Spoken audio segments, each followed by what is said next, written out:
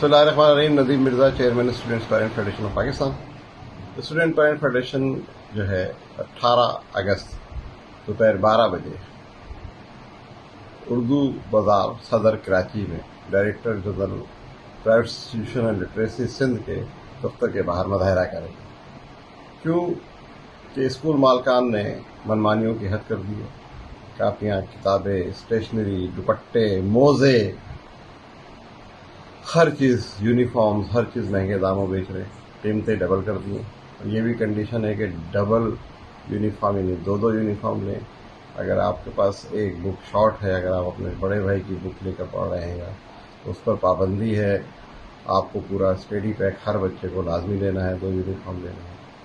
और जब कंप्लेंट की डायरेक्टर जनरल्स को तो उन्होंने लंबी लंबी डेटें देनी शुरू कर दी। कहते हैं जी हमने सर्कुलर निकाल दिया। भाई सर्कुलर निकाल कर उसको इम्प्लीमेंट भी कराना होता है ना। आराम से लोग बैठे रहे हैं, तस्वीरें खिंचवा रहे हैं एसोसिएशन के अहदेदारों के साथ। राफिया मल्ला साहिबा और दूसरे लोगों ने वहाँ पर एक क़यामत बपा की हुई है और अरबों रुपए वालिदैन की जेब से सिंध में निकलवा लिए गए हैं।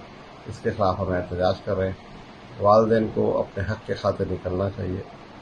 18 अगस्त दोपहर 12 बजे उर्दू बाजार सदर कराची आप सब लोग पहुँचें।